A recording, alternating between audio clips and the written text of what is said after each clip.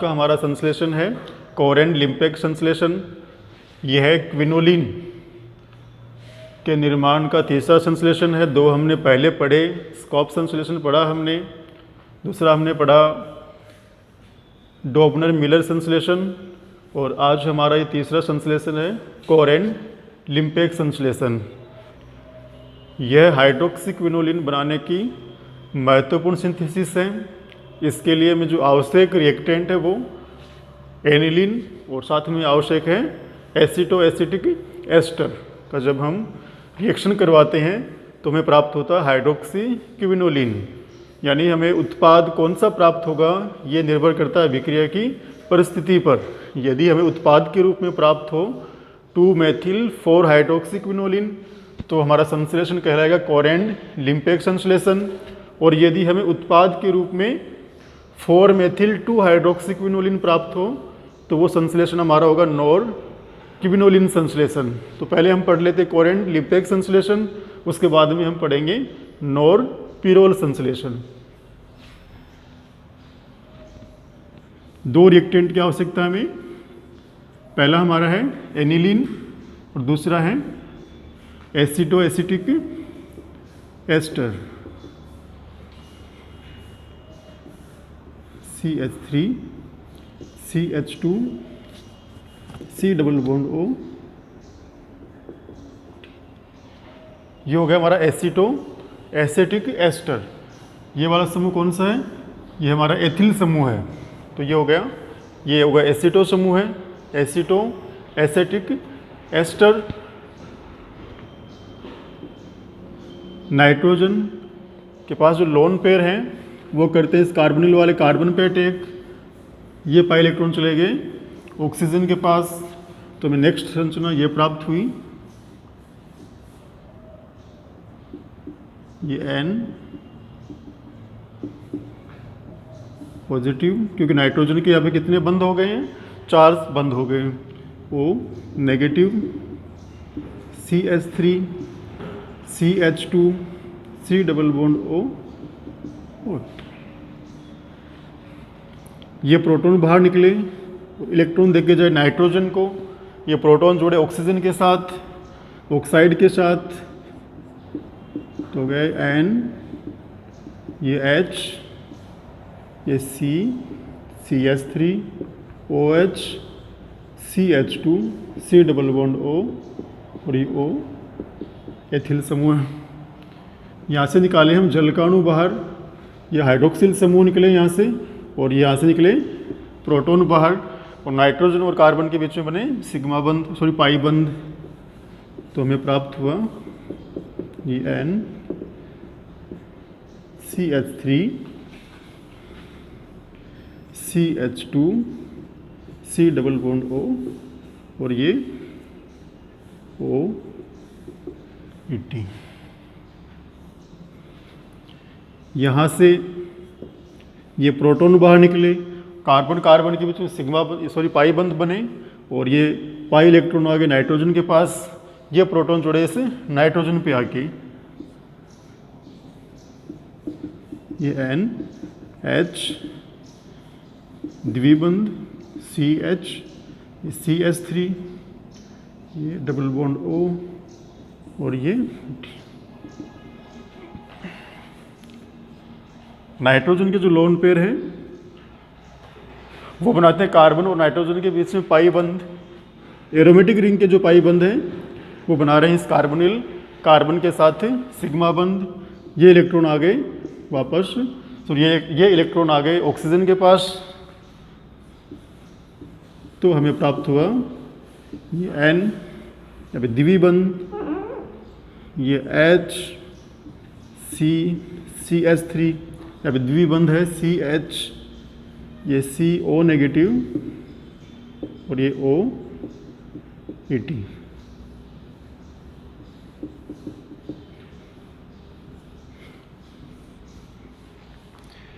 यहाँ से ये प्रोटॉन बाहर निकले और यहाँ वापस क्या बने? वापस ये एरोमेटिक रिंग बने, यहाँ पाई बंध बने।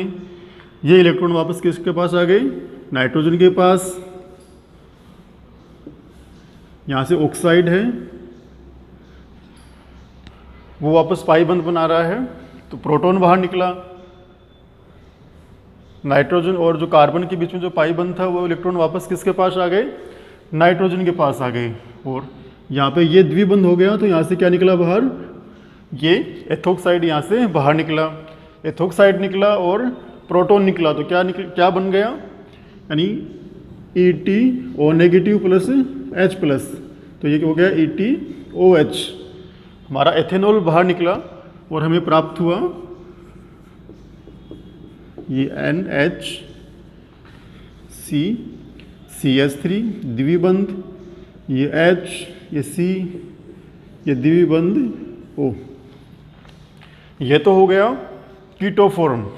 यदि यहाँ से ये प्रोटॉन बाहर निकले, यहाँ पे बने पाई बंद, ये पाई इलेक्ट्रॉन चले गए यहाँ और ये आ गए ऑक्सीजन के पास, ये प्रोटॉन जोड़े ऑक्सीजन के साथ ही, तो ये तो कीटो फॉर्म हो गया और ये इसका इनोल फॉर्म हो गया।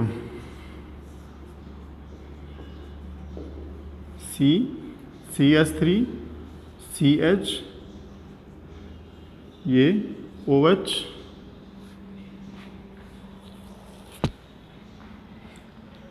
ये हमारा उत्पाद हो गया। इसे हमने 1 नंबर दिया विषम परमाणु को, 1, ये 2, 3, 4, 5, 6, 7 और 8। 2 पे मेथिल प्रतिस्थापी है और 4 पे है हाइड्रोक्सिल, तो इसका नाम हो गया IUPAC, नाम हो गया 2 methyl 4 hydroxy quinoline. 2 methyl 4 hydroxy quinoline. इसकी अगर हम रेखीय संरचना बनाएं तो ये हो गया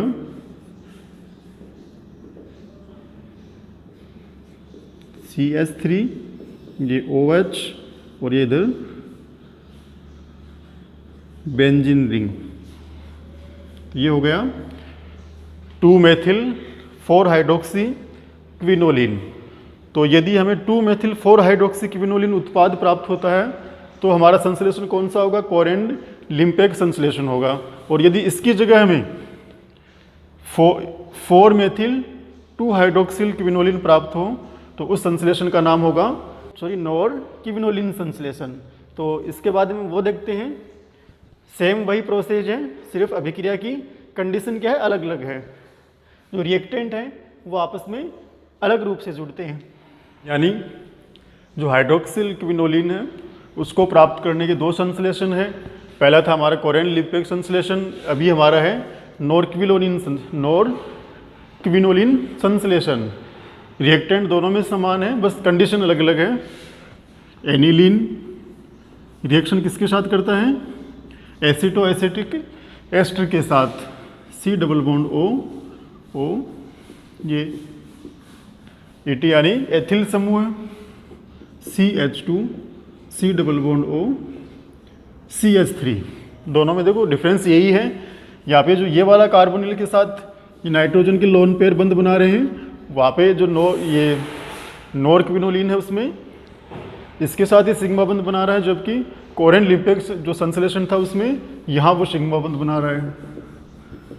यानी हमारा जो मेथिल है वो कौन सी पोजीशन पे चला जाएगा, 4 नंबर पे चला जाएगा, और जो हाइड्रोक्सिल है वो चला जाएगा 2 पोजीशन पे। तो उत्पाद होगा 4 मेथिल 2 हाइड्रोक्सी क्विनोलिन। नाइट्रोजन का जो लोन पेयर है उससे आवश्यकता नाभिक की, यहाँ पे आंशिक धन आवेश है, कार्बोनिल जो वाला जो कार्बन है तो इसके साथ ही सिग्मा बंध बनाया इसने। कार्बन और ऑक्सीजन के बीच में जो पाई बंध थे, पाई इलेक्ट्रॉन थे, वो चलेगा किसके पास, ऑक्सीजन के पास। इलेक्ट्रॉन में से किसकी तरफ जा रहे हैं, किसकी तरफ जाते हैं, जिसकी विद्युत ऋणता क्या हो, अधिक हो। यानी अगला जो स्टेप है, अगला जो प्रोडक्ट प्राप्त हो रहा है, संरचना जो प्राप्त हो रही है वो इस एरो के अकॉर्डिंग ही प्राप्त हो रही है। यानी आपको जो एरो है, जिसमें एरो में जो चेंजमेंट है वही आपको याद रखना है।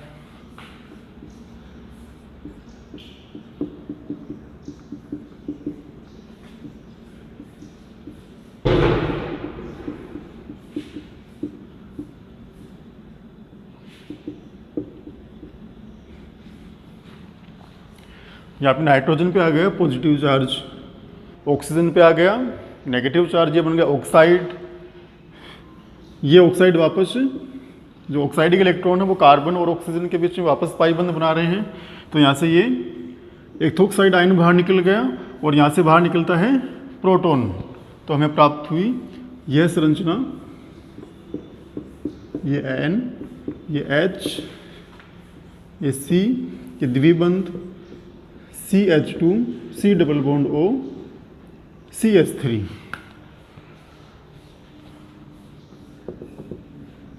ये जो नाइट्रोजन के जो वापस जो लोन पेयर हैं वो जा रहे हैं कार्बन और नाइट्रोजन के बीच में पाई बंध। ये जो नाइट्रोजन के जो लोन पेयर हैं वो वापस जा रहे हैं, वापस बंध बना रहे हैं कार्बन और नाइट्रोजन के बीच में पाई बंध।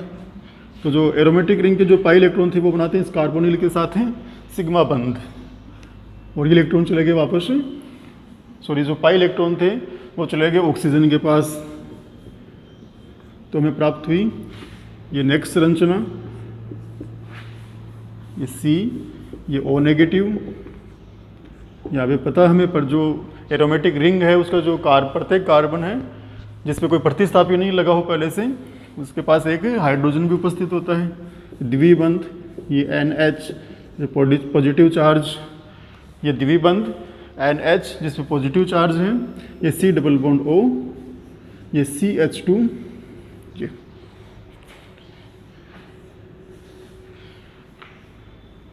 ये CH3 हमारा, सॉरी, यहाँ से प्रोटॉन बाहर निकला, वापस एरोमेटिक रिंग बनेगी और ये इलेक्ट्रॉन आगे वापस नाइट्रोजन के पास, ये प्रोटॉन जुड़ गया ऑक्साइड के साथ,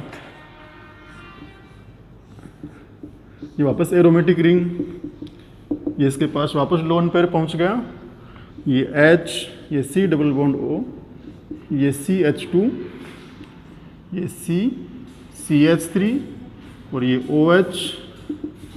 ये यदि इसमें से हम जल का अणु एक बाहर निकाल दें माइनस H2O, यहाँ से तो हाइड्रोक्सिल आयन निकला बाहर और यहाँ से निकला बाहर प्रोटॉन, तो यहाँ बन गया पाई बंध।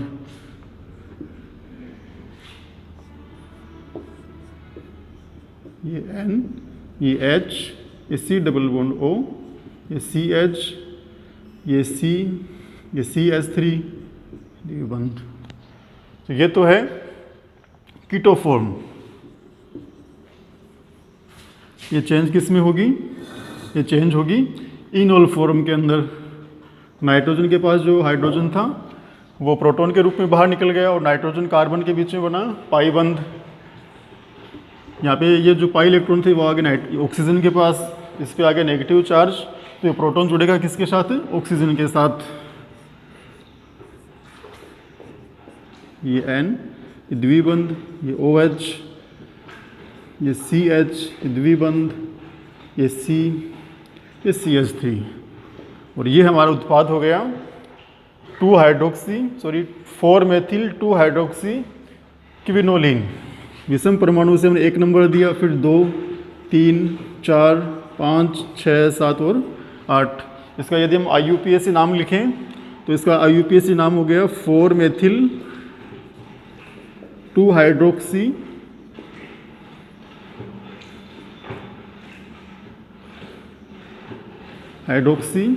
क्विनोलिन। इसकी सामान्य संरचना बनाए हम, रेखीय संरचना वो इस प्रकार से है। नाइट्रोजन, द्विबंध, ये द्विबंध, ये OH और यहाँ पे ये मेथिल प्रतिस्थापी 4 मेथिल 2 हाइड्रोक्सी क्विनोलिन। तो ये हमारे दोनों संश्लेषण हो गए साथ साथ में। डिपेंड इस पे करता है कि जो अभिक्रिया वो कौन सी तरीके से हो रही है। अगर हमें उत्पाद के रूप में प्राप्त हो 4 मेथिल 2 हाइड्रोक्सी क्विनोलिन तो हमारी अभिक्रिया होगी, संश्लेषण हो गया नॉर क्विनोलिन संश्लेषण। और यदि हमें प्राप्त हो 2 मेथिल 4 हाइड्रोक्सी क्विनोलिन तो हमारा जो संश्लेषण वो कौन सा हो गया? कोरेन लिम्पेक संश्लेषण।